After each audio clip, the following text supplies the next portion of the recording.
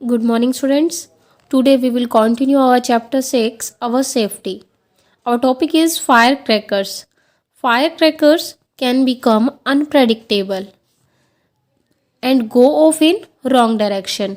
जो पटाखे हैं वो हमारी कल्पना से बाहर होते हैं, मतलब कि वो किसी भी डायरेक्शन में जा सकते हैं। जब भी हम उन्हें जलाने की कोशिश करेंगे वो किसी भी गलत दिशा में जा सकते हैं। फॉर एग्जाम्पल, उदाहरण के लिए, many times rockets unexpectedly change their direction. जैसे कि रॉकेट्स हम जलाते हैं दिवाली के टाइम पे या वैसे किसी ओकेज़न पे, तो वो हम जलाते तो किसी और डायरेक्शन में है, बट वो जलते हुए किसी और डायरेक्शन में पहुंच जाते हैं।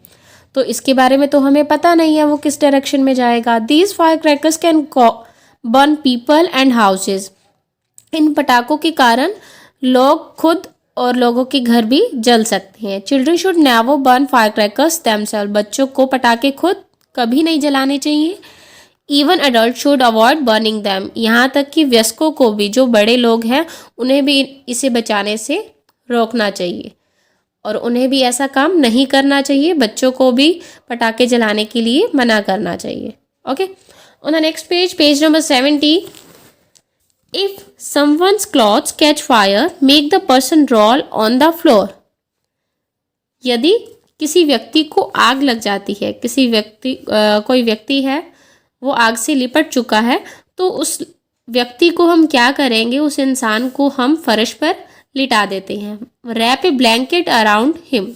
ब्लैंकेट कंबल, रैप लपेटना, उसके चारों ओर कंबल लपेट देते हैं।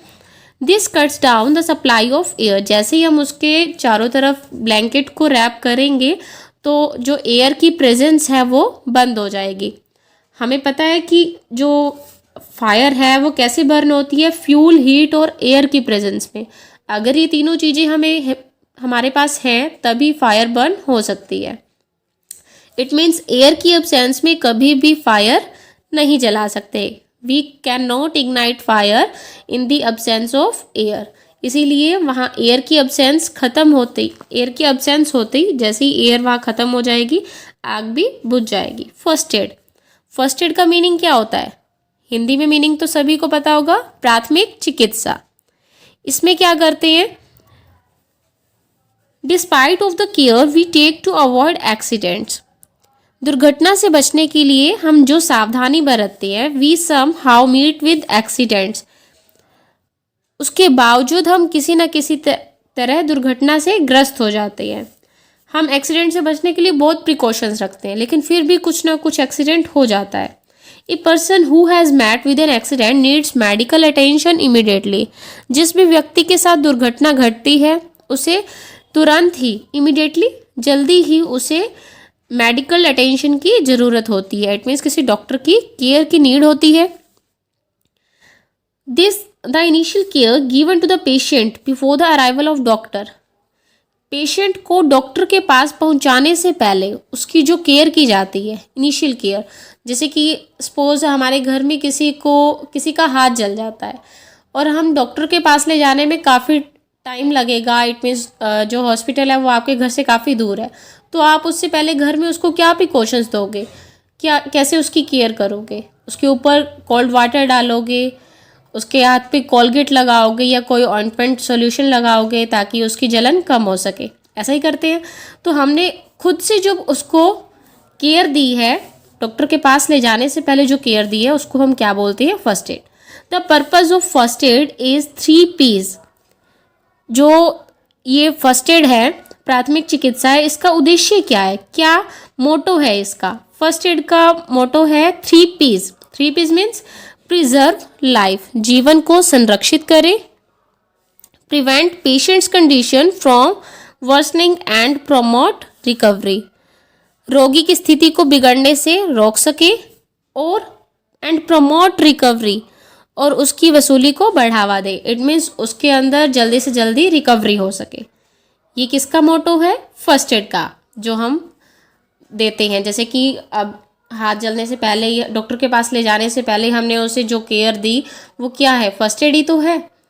और ऐसा करने से उसकी रिकवरी भी जल्दी हो जाएगी, उसकी लाइफ भी सेव हो गई और हमने पेशेंट को प्रिवेंट भी कर लिया, बचा भी लिया। It is important to learn first aid steps before giving it to someone needy. किसी भी ज़रूरतमंद को फर्स्ट एड प्राथमिक चिकित्सा देने से पहले हमें उसके बारे में अच्छे से नॉलेज होनी चाहिए। Let us learn about first aid. चलो अब हम कुछ फर्स्ट एड की रूल्स पढ़ते हैं। First is Burns. अगर किसी का हाथ जल जाता है या कोई भी बॉडी पार्ट जलता है तो हम क्या करते हैं? Burns happen as a result of injury on skin from hot objects, fire, steam, fire crackers, electrical shocks and chemical reactions. जलन किसी भी चीज़ से हो सकती है। Injury on skin from hot objects, हमारे जो बॉडी पार्ट्स हैं किसी भी गर्म चीज़ से, आग से या भाप से या पटाखों से या फिर किसी बिजली के झटके से या फिर किसी रासायनिक प्रतिक्रिया से त्वचा पे जो भी चोट लगती है, हमारी स्किन पे जो भी घाव सा बन जाता है उसे हम क्या कहते हैं? बर्न, जलन कहते हैं। Depending upon the severity of damage to the skin, त्वचा को नुकसान की गंभीरता, सिविरिटी मीन्स गंभीरता, ताकि वो जो जख्म है वो ज़्यादा गहरा ना हो जाए, उससे बचने के लिए हम क्या करते हैं? बर्न्स कैन बी माइनर और सीरियस। जो जलन है वो छोटी मोटी भी हो सकती है और ज़्यादा सीरियस भी हो सकती है। Only minor burn can be treated at home. जो छोटा मोटा घाव है, अगर छोटी मोटी चोट लगी है, हाथ जल गया है, तो हम उसको घर पे ही ट्रीट कर सकते हैं, ध्यान रख सकते हैं उस चोट का। Severe Burns must be treated by the doctor. और काफ़ी ज़्यादा जल गया है हाथ या कोई भी बॉडी पार्ट पे ज़्यादा नुकसान पहुंचा है तो उसके लिए हमें डॉक्टर के पास ही जाना चाहिए। First is minor Burns. अगर छोटी मोटी जलन हुई है, छोटा मोटा जख्म हुआ है जलने से, तो उसकी प्रिकॉशंस कैसे रखी जा सकती है? Minor Burns affect only the top layer of the skin. त्वचा के ऊपर वाली परत पे, जैसे कि ऊपर वाली लेयर पे अगर कुछ जल जाता है, the skin becomes red and dry, तो हमारी त्वचा कैसी हो जाती है? लाल और रूखी हो जाती है। The first aid given for minor burn is, तो छोटे मोटे जलन को रोकने के लिए हमें कैसी फर्स्ट एड देनी चाहिए? Keep the affected part of the body under running water और put it in cold water. हमें जिस जगह पे जलन हुई है या जो पार्ट हमारा जल चुका है उसको हम जल्दी से ठंडे पानी के नीचे डालते हैं until the burning sensation subsides, ताकि उसके ऊपर जो जलन हुई है वो कम हो सके। ओके, ताकि ठंडा पानी डालने से जलन कम हो जाए। अप्लाई एन एंटीसेप्टिक लोशन और क्रीम ऑन द बर्न्स। फिर उस जले हुए घाव पर हमें एंटीसेप्टिक सॉल्यूशन या कोई क्रीम लगा लेनी चाहिए।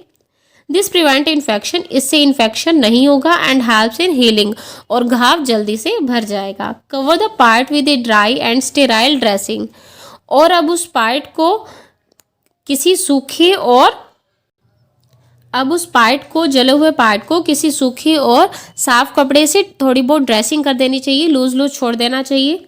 डोंट मीन्स क्या नहीं करना चाहिए ऐसे केसेस में? Put ice on the burn, बर्फ नहीं रखनी चाहिए। इट डिलेज हीलिंग, इससे घाव भरने में समय लगेगा। एंड कॉजेज एक्स्ट्रा डैमेज, और काफ़ी नुकसान भी हो सकता है। अप्लाई बटर और oil on the burned part, जले हुए घाव पर भाग पर कभी भी घी या तेल नहीं लगाना चाहिए। यूज़ कॉटन और any fibrous cloth for dressing, dressing के लिए किसी सूती या रेशेदार कपड़े का उपयोग करें।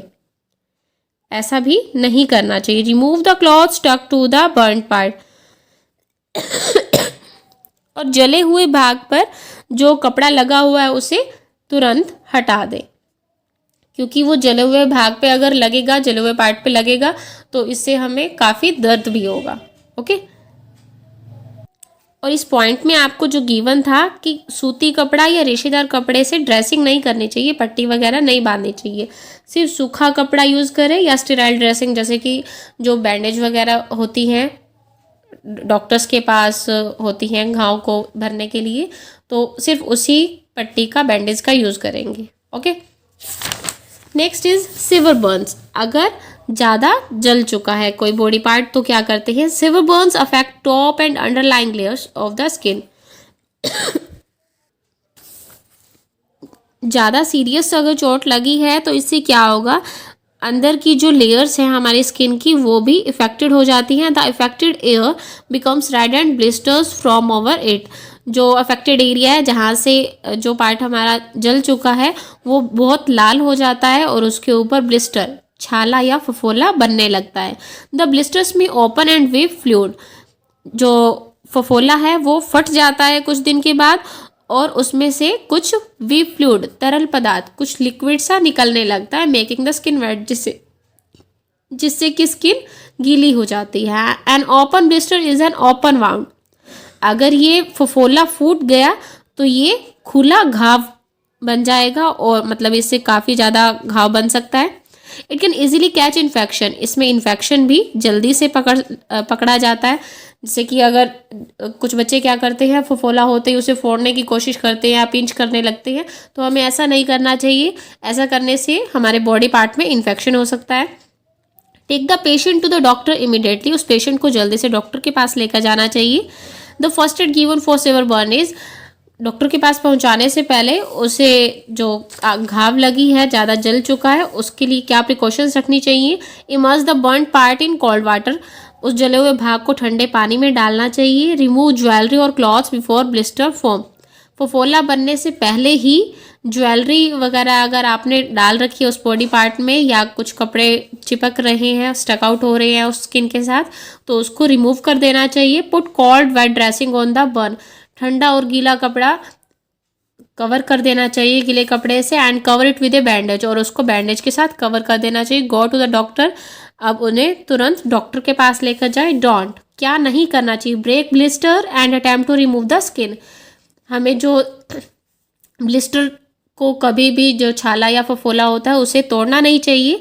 And attempt to remove the skin, और ना ही उससे स्किन से दूर हटाना चाहिए, इससे क्या होता है, इन्फेक्शन हो जाता है। अप्लाई घी और ऑयल ऑन द बर्न, ना ही हमें तेल या घी लगाना चाहिए। टाई द बैंडेज टाइटली, कसकर पट्टी भी नहीं बांधनी चाहिए, इससे भी घाव ज़्यादा गहरा हो सकता है। केमिकल बर्न्स, अगर किसी केमिकल की वजह से हमारा हाथ जला या कोई बॉडी पार्ट जलता है तो हम क्या करते हैं, remove burn causing chemical by washing the affected part under cold cool running water for at least 15 minute, कम से कम 15 मिनट तक उस केमिकल वाले पार्ट को, जहाँ पे केमिकल गिरा है, उसको अच्छे से वॉश करते रहना चाहिए ठंडे पानी के नीचे। Remove clothing and jewellery that may be contaminated by the chemical, जिस ज्वेलरी पे या कपड़े पर अगर वो केमिकल गिरा है तो उसको जल्दी से रिमूव कर देना चाहिए, हटा देना चाहिए बॉडी से। आफ्टर वॉशिंग, वॉश करने के बाद apply cool and wet cloth, उसके ऊपर ठंडा और गीला कपड़ा, जले हुए पार्ट पे ठंडा और गीला कपड़ा लपेट देना चाहिए टू रिलीव द पेन, जिससे दर्द कम हो जाए। गो टू द डॉक्टर, और अब उन्हें जल्दी से डॉक्टर के पास लेकर जाना चाहिए। Okay, you will study this lesson carefully and watch this video also. Till then, thank you and have a nice day.